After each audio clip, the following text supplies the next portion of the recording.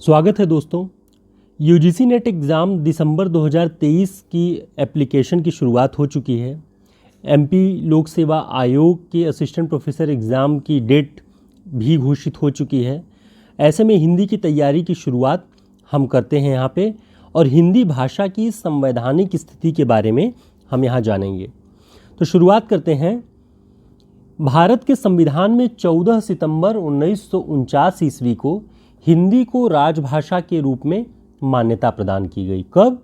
14 सितंबर 1949 को। संविधान के भाग 17 में अनुच्छेद 343 से 351 तक राजभाषा के विषय में प्रावधान किया गया है कि इसमें भाग 17 के अनुच्छेद 343 से 351 तक।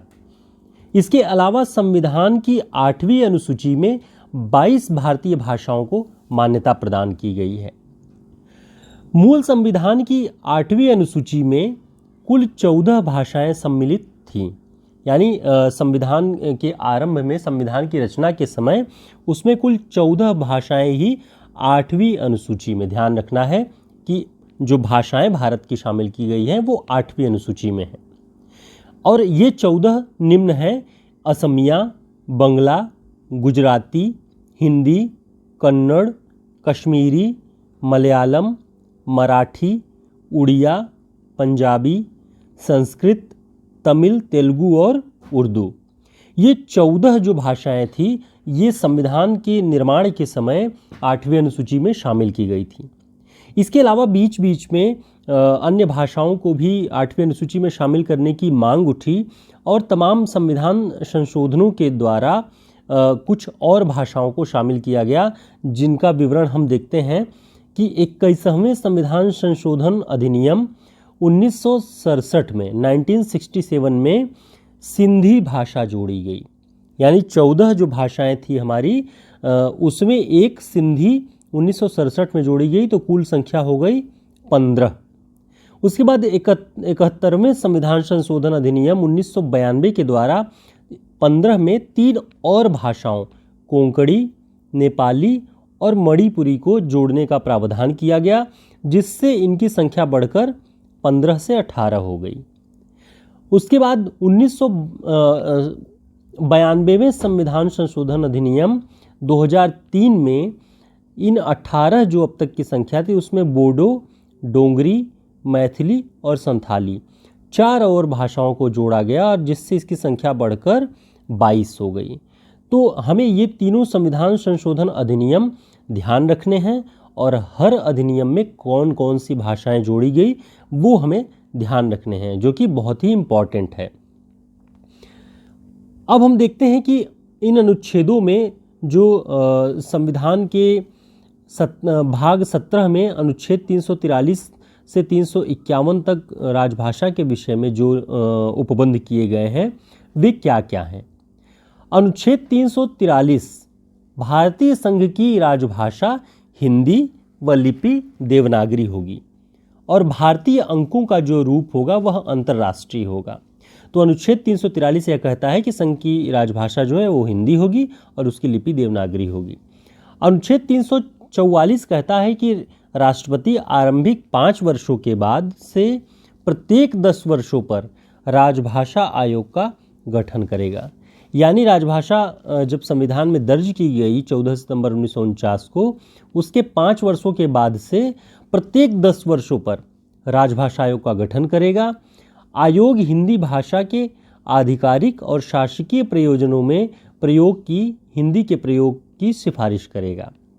संघ और राज्य, एक राज्य और दूसरे राज्य के बीच पत्रादि की भाषा के रूप में हिंदी के प्रयोग को प्रोत्साहित किया जाएगा।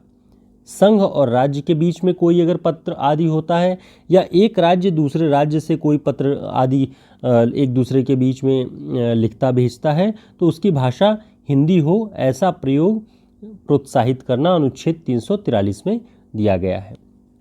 44 में अनुच्छेद 345 क्या कहता है? अनुच्छेद 345 कहता है कि किसी राज्य का विधानमंडल विधि द्वारा उस राज्य में प्रयोग की जा रही किसी एक या अधिक भाषा को या हिंदी को उस राज्य में शासकीय प्रयोजनों के लिए अंगीकार कर सकता है, और जब तक ऐसा नहीं होता है तब तक अंग्रेजी का प्रयोग यथावत जारी रहेगा। यानी अगर उस राज्य में एक या अधिक कोई भाषा प्रयोग की जा रही है तो वो चलती रहेगी, या फिर हिंदी को उस राज्य के शासकीय प्रयोजनों में काम में लाया जाता रहेगा, और अगर ऐसा कुछ नहीं है तो अंग्रेजी भाषा का प्रयोग होता रहेगा। अनुच्छेद 343 ये कहता है कि इस अनुच्छेद के माध्यम से एक राज्य और दूसरे राज्य के मध्य पत्रादि की भाषा हिंदी हो सकती है यदि वे ऐसी मांग करते हों, ऐसा वे चाहते हों। यह अनुच्छेद इस प्रयोग को मान्यता प्रदान करता है। अनुच्छेद 347 किसी राज्य की जनसंख्या के किसी भाग की मांग के अनुसार, मान लीजिए कोई राज्य है और उसकी कोई एक संख्या है या कोई एक भाग है जो ऐसा मांग करता है कि उसके द्वारा बोली जाने वाली भाषा को राज्य की दूसरी भाषा के रूप में मान्यता प्रदान की जाए, तो ऐसा अनुच्छेद 347 के अंतर्गत किया जा सकता है। अनुच्छेद 348 जब तक संसद उपबंध न करे तब तक सुप्रीम कोर्ट या हाई कोर्ट की सभी कार्यवाहियां अंग्रेजी में होंगी। यानी अगर संसद नहीं कहता है तो अंग्रेजी में, जब तक कि कोई और प्रावधान नहीं तो अंग्रेजी में ही होगा। यदि किसी राज्य का राज्यपाल राष्ट्रपति की पूर्व सहमति से, यानी उससे आदेश लेकर हाईकोर्ट की कार्यवाहियों में हिंदी के प्रयोग को या उस राज्य के शासकीय प्रयोजनों के लिए प्रयुक्त भाषा के प्रयोग को प्राधिकृत कर सकता है, लेकिन सारे निर्णय अनिवार्य रूप से अंग्रेजी में ही दिए जाएंगे।